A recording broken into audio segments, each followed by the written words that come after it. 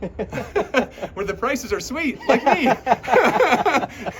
Remember that washing machine commercial? No, I don't. Oh yeah, there was a guy in Lethbridge, some appliance store, and he pops out of the washer, and, where the prices are sweet, And like he me. probably sold a lot of washing machines. Yeah, we're gonna sell a lot of seeds.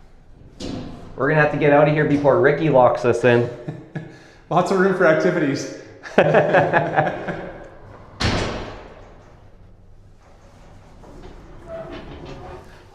Out of the tanks.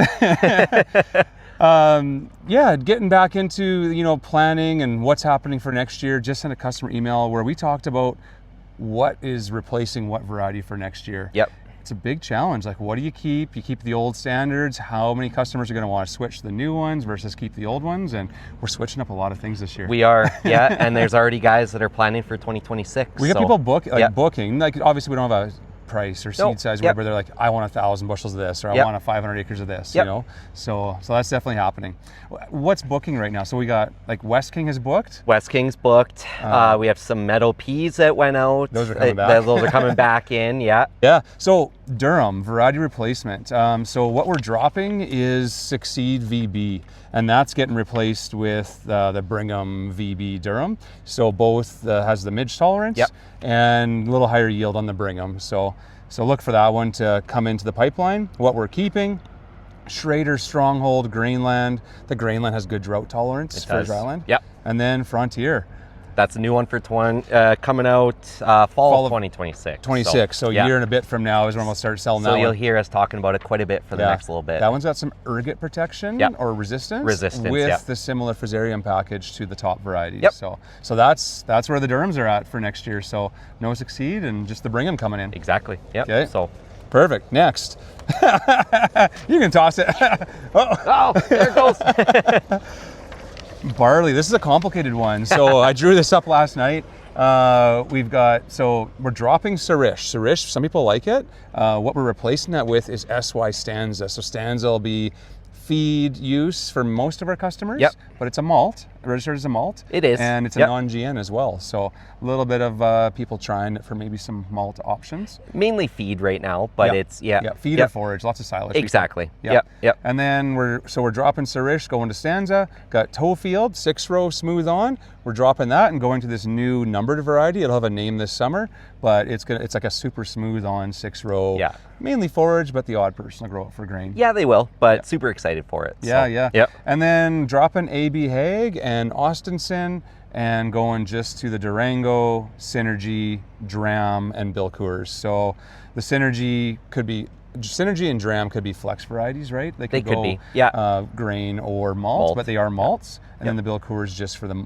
Molson contracts, or the Molson Coors contracts. Which, Durango was a hot one this year. Oh, so, Durango sold so well this year. So we got more seed in the ground. We're hoping to have more for next year. Yep. So Excited about it going forward. So that should be really good. We do sell other barley varieties, but this is kind of our main stable of Yep. barleys. So, Yep. But the whole list, I was like, wow, I can't fit that on one page. So, but yeah, this is kind of our mainstay, what's coming and going in the barleys. So Perfect.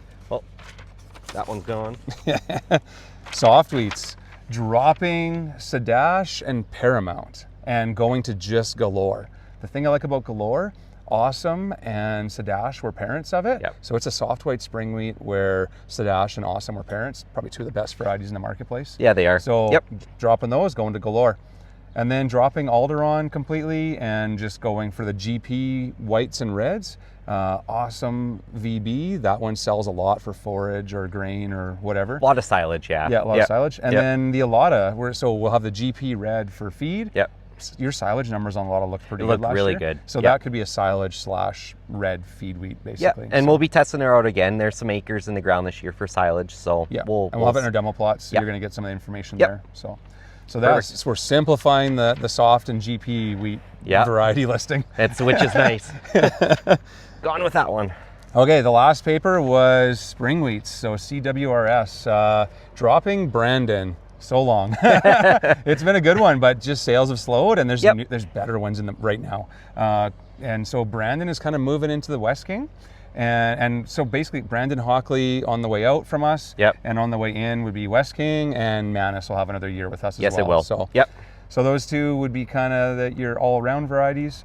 And then if you want a midge tolerant, which a lot of people have been buying Wheatland, so Wheatland and Hodge are flipping into the Stout, and so Stout will be the Wheatland replacement this year entirely. Yep, and excited it looks for that one. as good or better it than the Wheatland. And then the solid stem, Adamant will be gone because it's a semi-solid, and then the Oakman has better yields and solid stem. Keep in mind the Oakman 10% is Brandon, so you'll have 10% that's hollow stem. Just one of those things. But 90% will be solid stem actually for those dryland soft fly customers. So perfect. Yeah.